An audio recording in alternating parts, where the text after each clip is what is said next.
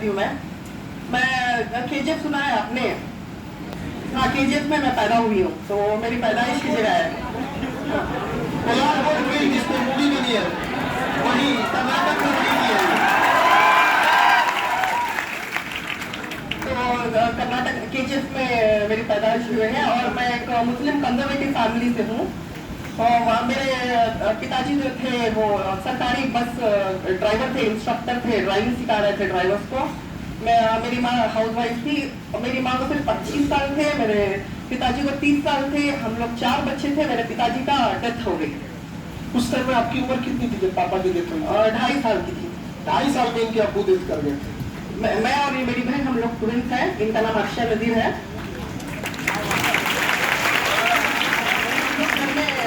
दोनों छोटे थे, बड़े बहन भाई और फिर हम दोनों। हमारे अम्मी की फैमिली में ये था कि लड़कियां अपशगुन होती हैं घरों में। तो हम लोग दोनों लड़कियां थी। हम पैदा होते ही हमारे मामू थे, हमारे मम्मी के भाई जो थे वो 10 दिन के बाद वो इंतकाल हो गए। फिर हम 2.5 साल के थे, हमारे पिताजी का इंतकाल हो गया। तो हमने एक टैग लाइन दे दिया कि ये अपशगुन है घर के लिए, पूरी फैमिली के लिए ये दोनों लड़कियां अपशगुन हैं। तो सिर्फ नेगेटिव बिलीफ सिस्टम में देख के हम लोग बड़े हुए हैं। तो ये सुपरस्टिशियस बिलीफ की वजह से हमें सारी जिंदगी हमें दिक्कतें झेलनी पड़ी।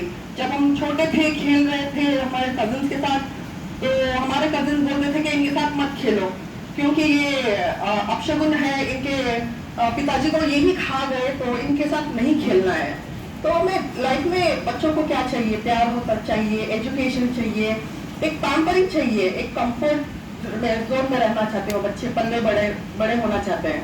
लेकिन हमारी जिंदगी में कुछ नहीं था, ना पेरेंट्स एडवोकेसी थी, ना प्यार था, ना किसी का इमोशनल सपोर्ट था, ना एजुकेशन के कुछ हमारे लिए कुछ चॉइसेस थे, ना फाइनेंशियल स्टेबिलिटी थी, कुछ भी नहीं था। इसके बावजूद भी हम दोनों की एक बहुत छोटी सी, जब हम लोग थे ना तब हम दोनों एक दूसरे का सपोर्ट थे। हम लोग बातें करते थे कि नहीं, एक दिन हमारा अच्छा दिन आएगा। एक होप था, एक बिलीफ था हमारे खुदा के ऊपर, हमारे ऊपर एक बिलीफ था, तो वो हमने बनाए रखा था। तो उसके बाद मुझे एजुकेशन हुआ, फिर मेरा PU कंप्लीट हुआ, मतलब 12th कंप्लीट हुआ था। सीनियर टेनिस्ट में हमारा नाम था, हमारे पिताजी का वो टेक का सीनियर टेनिस्ट होता है गवर्नमेंट सेक्टर में, तो उसमें हमारा पहला नाम था। तो मुझे 18 साल में ही मुझे नौकरी मिल गई। तो घर की सारी जिम्मेदारी मेरे कांधों पे आ गई। तो मैं आपको और एक बात बोलना चाहती हूँ। हमारा फर्स्ट सुसाइड अटेम्प्ट था जब हम लोग 4th स्टैंडर्ड में थे। जब हम लोग हाँ जी, 4th स्टैंडर्ड के स्टूडेंट अगर सुसाइड करने लगे तो सोचिए कितना तकलीफ से झेल रहे हो। 4th स्टैंडर्ड में तो हम लोग बहुत बड़ी वेल था, वो क्या होता है, कुआं था। तो कुआं के पास गए और हम कूदने ही वाले थे, हमें किसी ने बचा लिया। फिर उसके बाद हमने टैबलेट ले लिए थे 7th स्टैंडर्ड में। फिर हमने जहर पी लिया था, वो चूहों को मारने का। तो जहर वगैरह सब पी ली थी, पूरा हो गया था। तो टैबलेट वो आज तुमने ये टैबलेट है, उस समय जहर की टैबलेट आती। और मेरी माँ को बीपी थी तभी, एंड्रिड स्टैंड बोल के वो टैबलेट खा रही थी। वो मेडिकल शॉप से हम भी लेके आते थे। तो हम लोग गए 4 मेडिकल शॉप से पूरा इकट्ठा कर लिए और ये हमने बंटवारा कर लिया, ये तेरा मेरा, हमने खा लिया।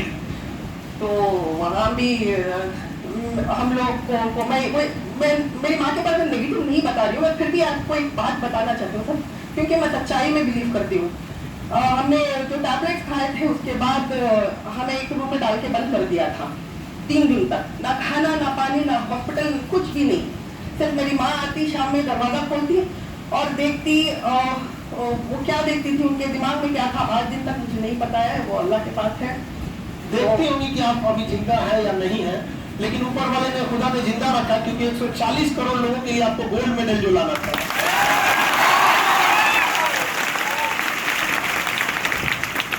तो इन सब दिक्कतों के साथ लाइफ पूरा कंफ्यूजन, लाइफ पूरा ना, एक सेल्फ रिस्पेक्ट को हमारा सारे लोग मार के रखे थे हमको।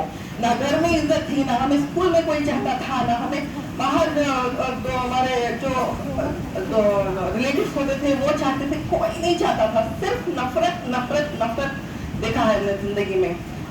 फिर मेरा 12th हो गया, फिर मुझे जॉब मिल गई। मेरा फादर का जो कॉपा शेट्टी ग्राउंड बोलता है, उस कॉपा शेट्टी ग्राउंड पे मुझे Karnataka state road transport corporation में मुझे एडमिनिस्ट्रेटिव सेक्शन में मुझे काम मिल गया।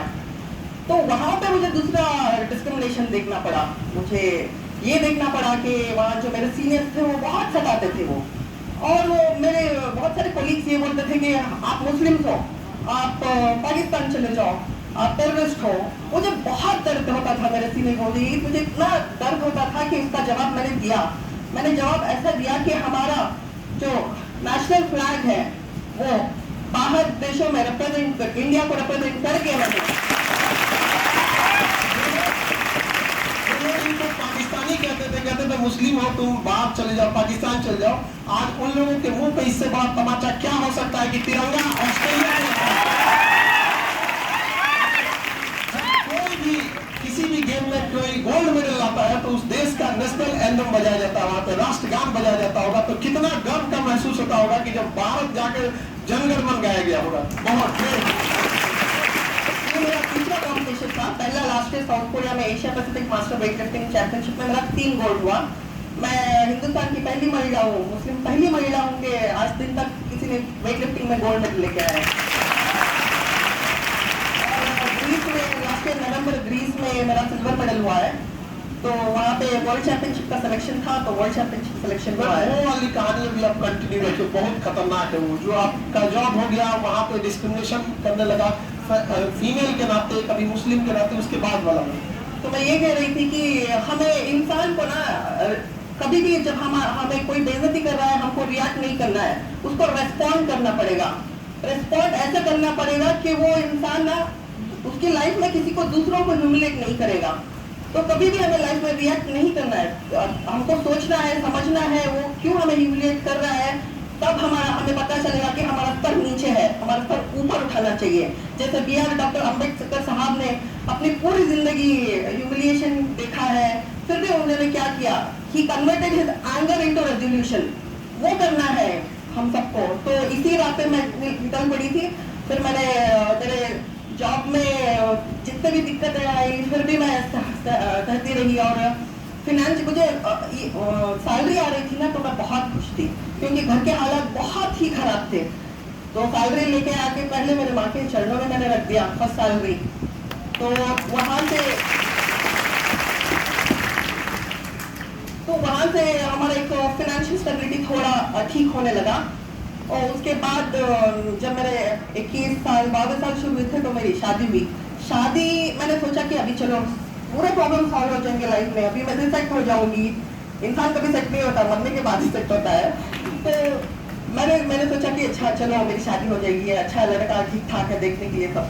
फिर उसने क्राइम ब्रांच इंस्पेक्टर का ऑर्डर लगा के दिखाया था, लेकिन शादी होने के 8 दिन के बाद पता चला कि वो बेकार था, कुछ नहीं था। वो उस क्राइम ब्रांच के इंस्पेक्टर नहीं थे, कुछ भी नहीं था। वो झूठ बोल के शादी कर लिया। झूठ बोल के मैं सरकारी नौकरी में थी इसलिए शादी कर लिया था। फिर उसने मुझे 6 साल तक मुझे डाउरी के लिए उसने दिन रात सताया। ना मैं मेरे कोलीग से ये बात शेयर की, ना किसी से शेयर की। समझ नहीं आता था कि दहेज आप लाइएगा कहाँ। 2.5 साल की उम्र में जब पापा नहीं रहे, माँ पाली, आप खुद नौकरी पे, तो किस मुंह से बेशरम इंसान दहेज मांग रहा था? सर ऐसे बहुत सारे लोग हैं। हाँ ये भी बात है, बहुत सारे लोग हैं। तो उसके बाद मुझे मेरा शादी होने के बाद 2 साल के अंदर मेरा बेटा पैदा हुआ। मुझे सिजरन सेक्शन डिलीवरी से मेरा 5 किलो का बेटा पैदा हुआ। तो ऑपरेशन करता है ना डिलीवरी के लिए, तो उससे मेरा बेटा पैदा हुआ था। ऑपरेशन के बाद आप वेट लिफ्टिंग करते? जी सर। ऑपरेशन के बाद सीढ़ी चढ़ने को मना कर देता है। तो ये होता है मोटिवेशन। मतलब ऑपरेशन से लड़का हुआ, उसके बाद सीढ़ी नहीं चढ़ने को बोलता, बाल्टी में पानी नहीं उठाना है। आज गोल्ड मेडल लेके आई वेट लिफ्टिंग में। तो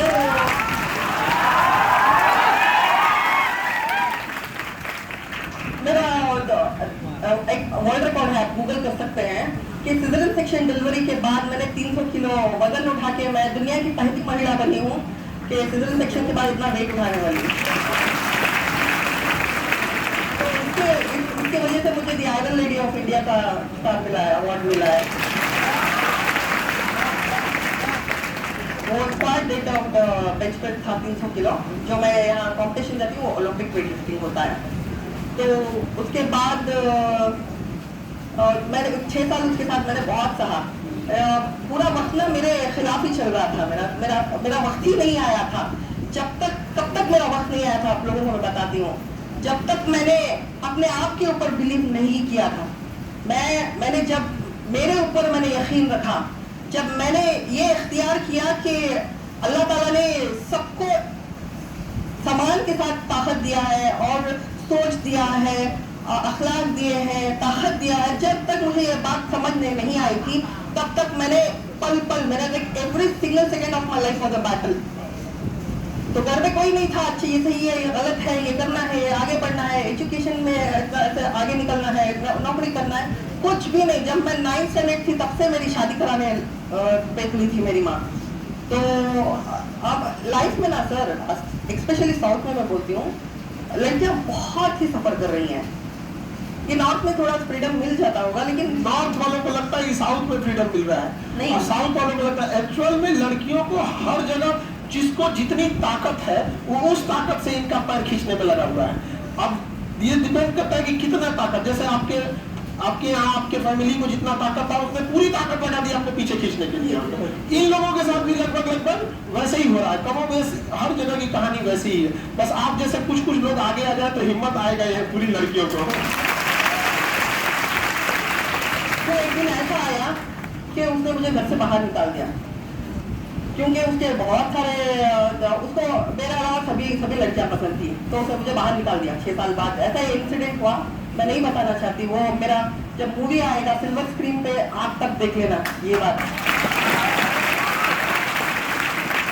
तो उसने मुझे घर से बाहर निकाल दिया, फिर मेरे बच्चे को भी नहीं दिया, ना मेरा कपड़ा, मेरा पैसा, कुछ भी नहीं दिया, उसने मुझे घर से बाहर निकाल दिया। और 2014 में मुझे IAS करनी थी, तो मैंने PF से मेरा लोन किया, मैं गई कोचिंग सेंटर, वहाँ पर पैसे मैंने पे कर दिया, मटेरियल लेके आई। फिर वीकेंड क्लासेस के लिए मैंने पूरा प्लान कर लिया था, क्योंकि मेरे पहले से भी आदत थी रात को 3 बजे से उठने की, पहले से जो तहज्जुद की नमाज होती है ना, तो तब मैं उठ के लड़ती थी।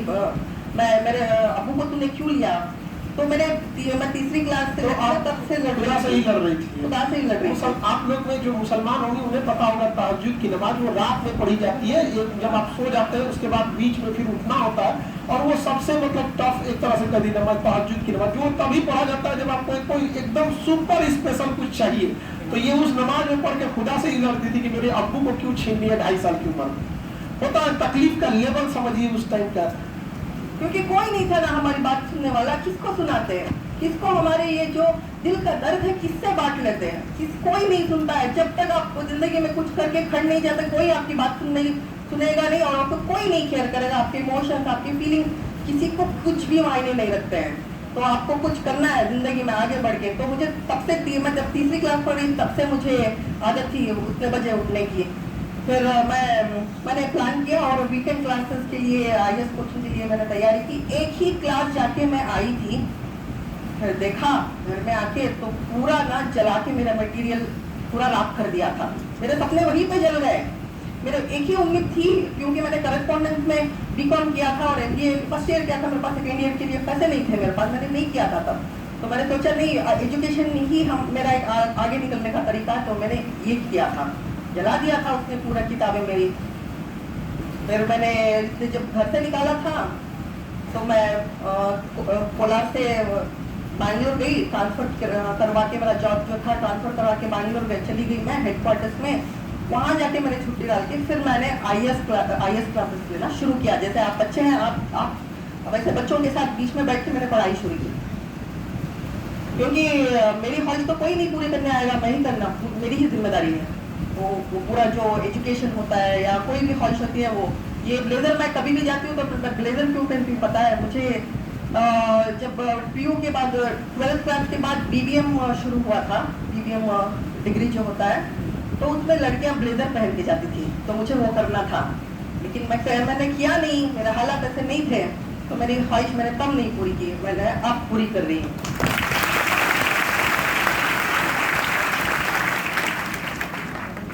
उसके बाद मैंने मेरे बेटा पैदा हुए एक साल के बाद ही मैंने जिम जाना शुरू कर दिया था। तो वहाँ मैं और एक इम्पॉर्टेंट बात बताती हूँ आपको, सोशल कंसर्न क्या होते हैं। तो हम दोनों जिम जा रही थी, बुर्का पहन के। मैं 9th स्टैंडर्ड में थी तब मैंने बुर्का पहन लिया था, क्योंकि मैं मदरसा जा रही थी तब मेरी बहन और मैं हम लोग जिम जा रहे थे। तो मस्जिद में ऐलान कर दिया, अनाउंसमेंट कर दिया कि फलाने घर की लड़कियां जिम जा रही हैं और जिम जाना हराम है, स्पोर्ट्स हराम है इस्लाम में। तो घर के पास लोग लड़ने के लिए आ गए।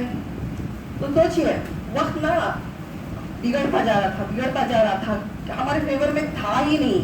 फिर हमने सोच रहे थे, होप था कि अच्छा वक्त आएगा, फिर भी मुश्किलें आते रहेंगी, जिंदगी इसी को बोलते हैं। हम लोग सोचते हैं कि नहीं ये हो जाएगा तो आसान हो जाएगी जिंदगी, नहीं होगी। जिसको जैसे खान सर बोलते हैं ना, जिसके शोल्डर में जितनी ताकत है उसको उतना ही जिम्मेदारी देगा। जितनी आपके कंधे मजबूत होंगी ना, वक्त भी आपको उतना ही बोझ डालते जाएगा। जितना आप किसी भी मूवी में सबसे कठिन रोल बड़े हीरो को ही दिया जाता है, पुष्पा का रोल कोई दूसरा नहीं। तो फिर भी मैंने वर्कआउट नहीं छोड़ा था। फिर भी मैं घर पे ही सुबह उठ के घर पे ही जितना हो सकता था मैं बॉडी वेट से वर्कआउट करती थी। फिर उसके बाद मैंने स्टेडियम जाना शुरू किया। स्टेडियम में जा रही थी, वहाँ भी मुस्लिमों को बहुत प्रॉब्लम हो गई थी। वहाँ पे सबको बहुत दिक्कत देते थे लड़के, वहाँ के जो जेंट्स होते थे वो बोलते थे कि बुर्का पहन के स्टेडियम के अंदर नहीं आना है, बाहर वॉक कर लो। तो बहुत सारी दिक्कतें हैं, आप जब मूवी आएगी तो आप देख लीजिए। बिल्कुल। और उसके बाद मैंने कॉम्पिटिशन जाना शुरू किया, district level, state level, national पहुंची मैं। ये मैं मास्टर्स करती हूँ। मास्टर्स मतलब 30+ कैटेगरी जो होती है उसको मास्टर्स बोलते हैं। मुझे बचपन में एक भी चीज का अपॉर्चुनिटी नहीं थी। मैं क्या करूँ, अगर मेरे अब्बू जिंदा होते तो मैं आज एक ओलंपियन होती है, IAS ऑफिसर होती, ये तो पक्का है। लेकिन मुझे नहीं मिला अपॉर्चुनिटी, तो मैं क्या करूँ। इसलिए मैं 30+ कैटेगरी में मैंने खेल इंडिया को रिप्रेजेंट करना शुरू कर दिया, क्योंकि मुझे मेरे हिंदुस्तान के लिए, मेरे देश के लिए मुझे कुछ करना था। मुझे बहुत बड़ा जज्बा था, है और हमेशा रहेगा। मैं कुछ करूंगी, मुझे करना है हिंदुस्तान का। जब मैं तिरंगा कहीं भी स्टेडियम में यहाँ वहाँ मैं देखती थी तो मुझे एक वाइब्रेशन होता था, एक फीलिंग होता था। मैंने खुद से वादा किया कि मैं नेशनल फ्लैग मैं जब दूसरे कंट्री में रिप्रेजेंट करूंगी तभी छूऊंगी। तो जैसे मैंने सोचा वैसे हुआ। जैसे आप सोचते हैं ना तो जिंदगी में वैसा ही होता है। तो बी पॉजिटिव ऑलवेज, बड़ा सोचना है, बड़ा करना है और होगा ही होगा। हिम्मत रखना है, कभी एक विजन बड़ा रखना है। जितना बड़ा विजन रखोगे उतना बड़े इंसान बनोगे लाइफ में। फिर हमारे जो यहाँ खड़े हैं वो अमान साहब हैं, मोहम्मद अमानुल्लाह इनका नाम है। ये मुझे 2.5 साल पहले मिले जिम में एज ए ट्रेनर।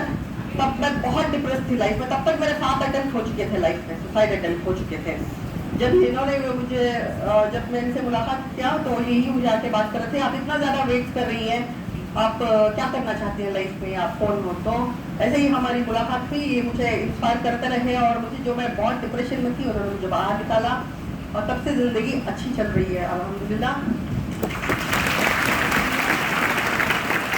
ऑस्ट्रेलिया जाने के कुछ ही दिन पहले आपकी मम्मी का इंतकाल हो गया था, मैसेज की थी उस टाइम।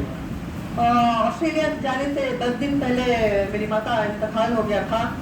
तो 1 साल से हॉस्पिटल में ही थी वो, और हम लोग कमा रहे थे, हॉस्पिटल में पूरा खर्च कर रहे थे। ये जो मेरी बड़ी बहन और जो बड़े भाई है ना वो थोड़ा न्यूट्रल हो गए थे। तो लास्ट में काम आए हम दोनों, ये मेरी अर्शी और मेरी बहन और मैं। तो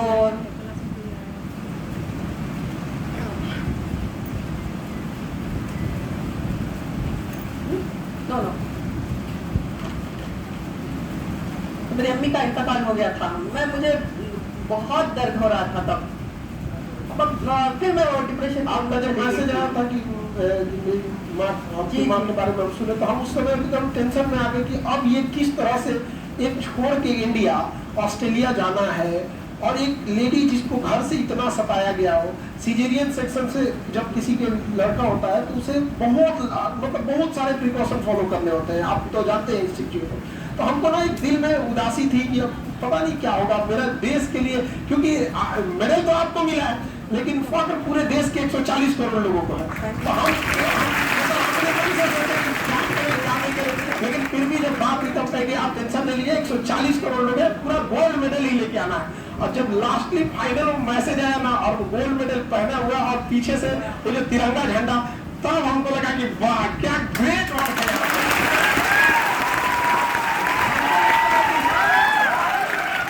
वक्त कितना सता सकता है किसी को, आज वक्त को भी अपने आप पे अफसोस होता होगा कि किसी की इतनी इम्तिहान न लिया जाए। वो इंसान आखिरी वक्त है, लेकिन कभी भी हार नहीं मानना है। सोचिए कितना तकलीफ हो सकता है। एक और बात बोलती हूँ, मेरे बेटे को उसने मुझसे दूर कर दिया। ये एक माँ को ना बहुत दर्द की बात होती है।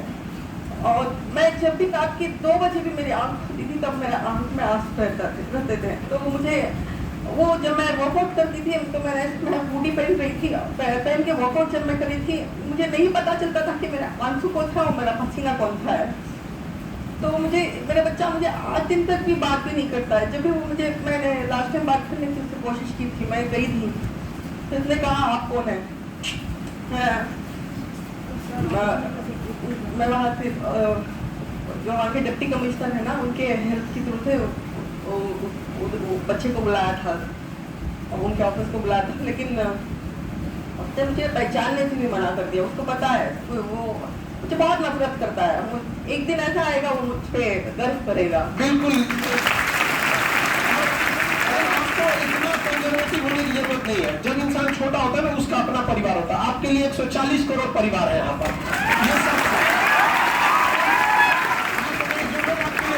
क्या ये बच्चे उनके लिए तालियां बजाएंगे, ये देश देखेगा उनके लिए नहीं।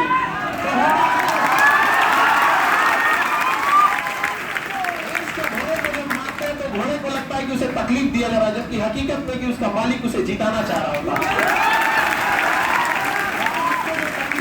हकीकत में ऊपर वाला आपको जिताना चाह रहा था। शायद अगर आपके जिंदगी में इतनी तकलीफ नहीं हुई रहती तो आज देश आपको नहीं सुन रहा होता। शायद ये बच्चे भी आपको देख के मोटिवेट नहीं हो रहे थे। आप भी एक नॉर्मल जिंदगी जी रही होती और जैसे सब आते हैं इस दुनिया में चले जाते हैं, शायद आप किसी के लिए रोल मॉडल नहीं बनी रहती। तो एक स्ट्रॉन्ग संदेश देना है। ये सच में एक माँ के लिए बहुत तकलीफ हो सकता है कि उसका बेटा जानबूझ के कहे कि आप कौन है। उसको पता है कि वो है कौन, बट जानबूझ के अगर कोई कहे कि आप कौन है, ये बहुत तकलीफ होने वाली। ये माँ ही समझ सकती है जो अपने पेट में उस बच्चे को पाली रहती है वहाँ पे, दूसरा कोई नहीं समझ सकता है वहाँ पर। ये बहुत तकलीफ वाली बात है। तो मैं लड़कियों के लिए काम करना चाहती हूँ। मैं सरकारी नौकरी में हूँ और उसके बावजूद मैं सोशल सर्विस करना चाहती हूँ। मैं लड़कियों की जिंदगी बनाना चाहती हूँ। मुझे पता है हमारे हिंदुस्तान में बहुत सारी मेरी जैसे लड़कियां हैं, वो पैशनेट है, कुछ करना चाहती हैं, आसमान में उड़ना चाहती है, अंदर रखा है, लेकिन उस बैरियर्स को तोड़ना है, उससे बाहर खोलना है। आप कह रही हैं कि आप लड़कियों के लिए कुछ करना चाहती है। आपका ये जो 10 मिनट की जो आपकी स्टोरी थी ना, ये कितनी लड़कियों का लाइफ चेंज कर दी होगी इतने देर में कि आप नहीं सोचे। आप जो करना चाह रही थी ना, आप ये जो गोल्ड मेडल लेके आपने कर दिया वो, अब ये कहिए कि और करना है। ये मत कहिए कि हमें अब करना है, अब जो हुआ है उसके बेहतर और बेहतर करना है। और जो आप कह रही थी कि ब्लेजर पहनने का शौक था, ब्लेजर तो कोई भी खरीद देता है, उस पर गोल्ड मेडल लगाना ये सबसे बस की बात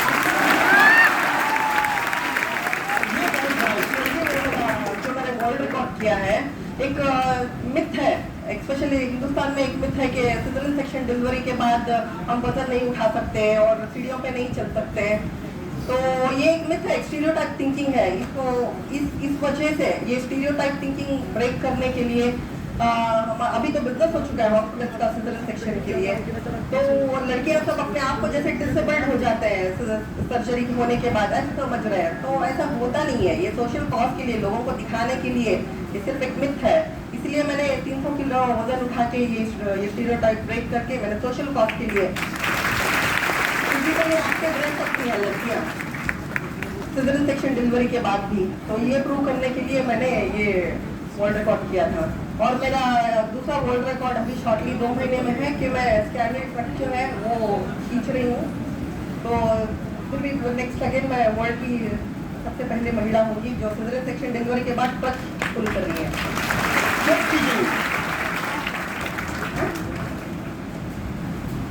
मगर आप ट्रक खींचने वाली है? जी सर जी। वो पूरा नेशनल लड़कियां कमजोर होती है, देखो भाई।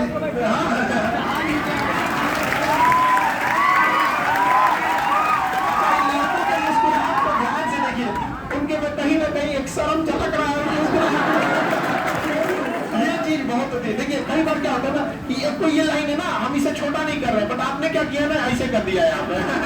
बट ये वाला अपने से उसको छोटा लगने लगा है। लड़के सोच रहे हैं कि नहीं अब हम घर जाके अपनी बहनों को सपोर्ट करेंगे, फिर शादी होने के बाद बीवियों को सपोर्ट करेंगे।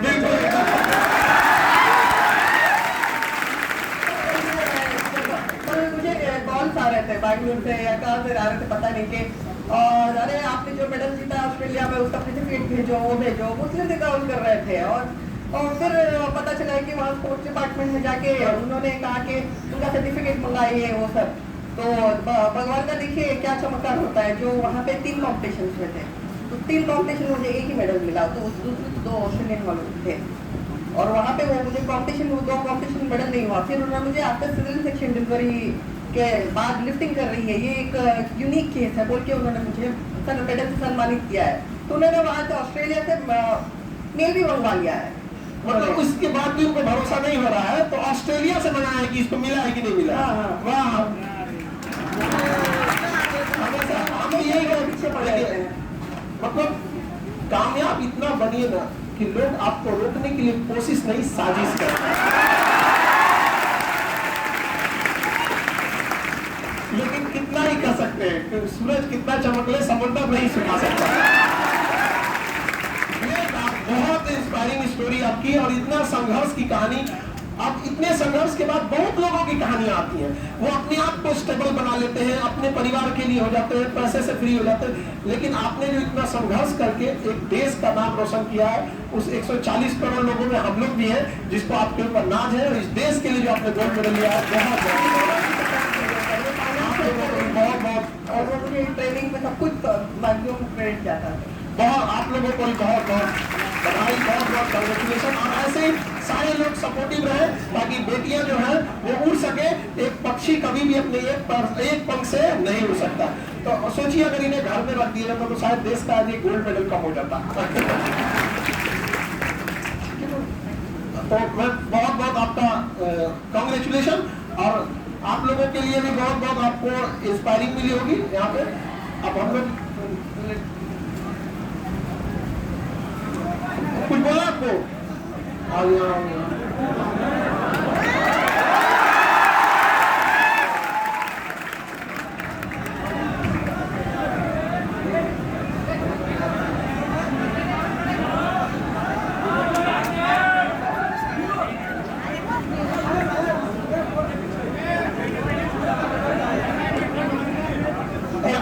देखिए इनके घर वाले भी तो every woman should have 2 weapons in their life. One is education and one is sports. इस दोनों चीजों से ना अपनी जिंदगी से आप आसमान में उड़ सकती हैं, और जब आप नेशनल्स कर लेंगी तो आपको सरकारी नौकरी मिल जाएगी। तो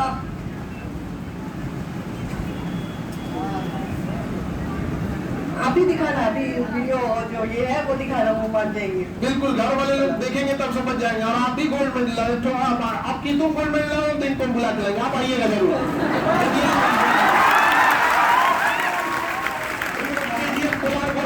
जब ये गोल्ड मेडल लाए तो आप ठीक है, रो नहीं यार, KGF 2।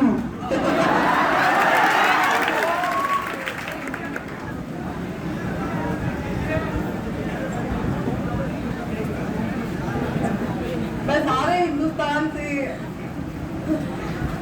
हिंदुस्तान के मेरे भाइयों और बहनों से मैं एक विनती करती हूँ कि लड़कियां जो पैशनेट है, कुछ करना चाहती हैं, उनको एक मौका दीजिए। एक मौका देने से ये सब होगा।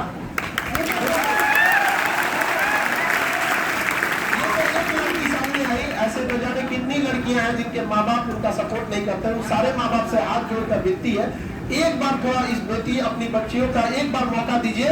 ये कभी भी आपका सर झुकने नहीं देंगी। गर्व से कहिएगा कि हमारी बेटी है। आगे बढ़िए आप भी, हाँ मेरे लिए कहिए आप भी आइए, रोना नहीं, में रोना नहीं है। इनके घर वाले मानते थे, हाँ आपके पापा मम्मी तो मानते नहीं। इनको सोच रहे पिताजी 2.5 साल की उम्र में इनके अब्बू का डेथ हो गया, और जब जहर खाली तो माँ 3 दिन तक बंद करके इंतजार में थी कि अब कहाँ जाएंगे, मतलब बची है या नहीं है। सोचिए इतना तो खतरनाक नहीं होगा ना आपका। फिर अब इनके तकलीफ क्या गया, आपका क्या चीज है, तो फिर एकदम स्ट्रॉन्ग बनो। आपके माँ बाप बहुत अच्छी हैं।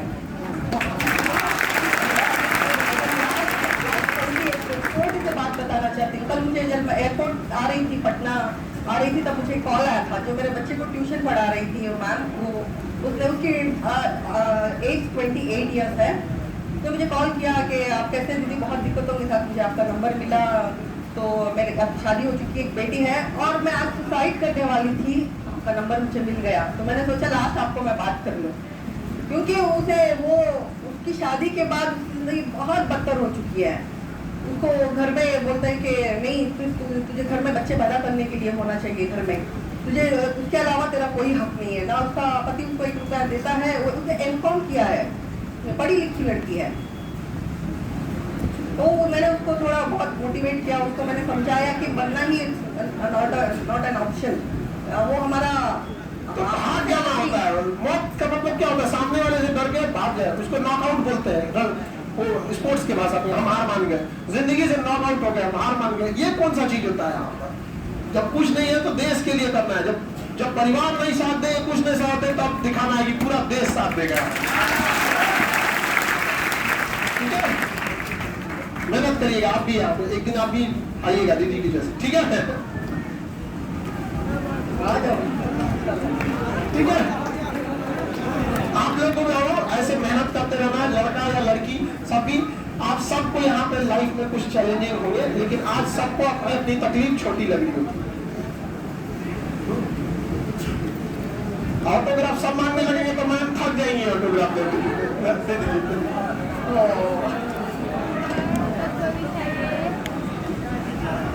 अब तुम लोग सब मांगने लगोगे तो आपको नहीं है, ऑटोग्राफ की जरूरत नहीं है। और जैसे टीचर मिल गए आपको, तो आपको कुछ नहीं चाहिए लाइफ में। देखिए, हम लोग तो एक ओवरऑल सबको समझा देते हैं, लेकिन एक लड़की की जिंदगी में क्या क्या तकलीफ हो सकती है, ये तो हम लोग दूर से ही देख के बता सकते हैं। आपने जिंदगी को जिया है, देखा है। तो हम लोग पीछे वाले बच्चे जो बहुत थोड़ा सा से रहे, लेकिन ऐसे ही लोगों से आप सफाई होगी। मेरी औकात नहीं है तो ये ऑटोग्राफ आप ये उनके लिए जरूरी है। आप लिख दिए, फिर हम लिख दीजिए। आप यहाँ पर दीजिए बाबा जी। मेरी औकात नहीं है आपके सामने मुझे उनको सिग्नेचर करके देंगे।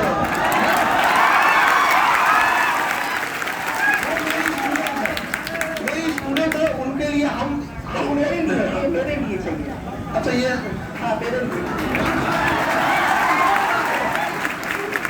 ऑटोग्राफ लिखा कैसे जाता है?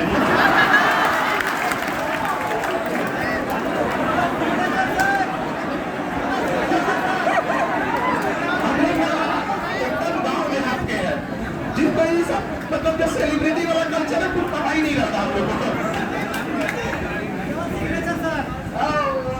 बस सिग्नेचर आ रही, आप ही कर दीजिए उनको।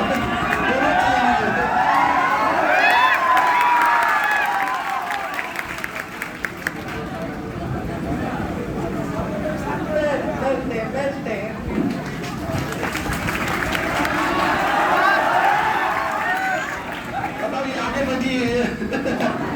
सब लोग ऑटोग्राफ के लिए परेशान हो जाएंगे।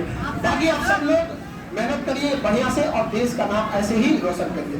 और आप लोगों को भी बहुत बहुत धन्यवाद। और कैसे कहें, आप सबका सपोर्ट रहा। जब सब लोग छोड़ देते तो कई बार ऐसा होता है, अंधेरे में एक जुगनू भी रास्ता दिखा देता है। चलिए, सब कुछ ही होता है, लेकिन होता क्या, अगर तकलीफ में अगर कोई बस कंधे पे हाथ रख देना, क्यों परेशान है हम, है ना? इंसान अपनी लड़ाई खुद लड़ लेता है, बस वो रखने वाला कोई कर लेता है। शादी वर्ल्ड रिकॉर्ड होने के बाद हमारी शादी भी हुई, और ये मदीने में हुई, और ये मदीने वाला है। तो एक नई जिंदगी के लिए आप लोगों को कांग्रेचुलेशन। जिंदगी खत्म नहीं हो जाती है, होता है कि लाइफ में कभी कभी कोई ऐसे आ जाते हैं यहाँ पे। आप भी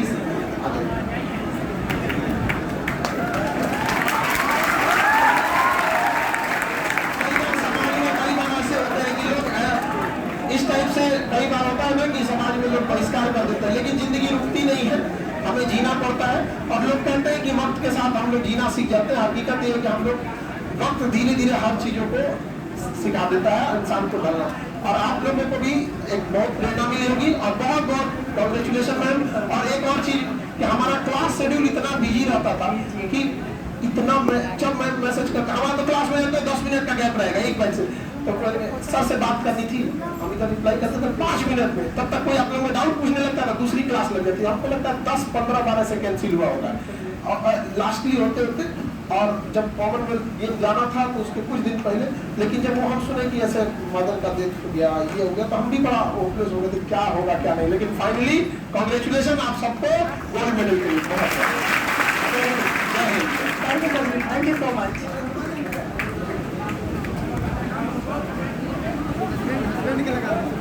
मैम का नाम खुशिया नजीर, शॉर्टकट में खुशी अपने से, हाँ अपने से खुशी रखिए, ठीक है। ये इसमें नहीं, ये इसमें से निकलेगा, वो बीच में ना, इसमें बाद में बगल पहना गया ना, तो इस वजह से फंस गया मेरा। हाँ अभी जस्ट 2 दिन, कितना दिन पहले मिला ना, 25 को, 23 तारीख को मिला, 1 तारीख का, तो 1 हफ्ता तो हुआ होगा। हाँ ऑस्ट्रेलिया के लिए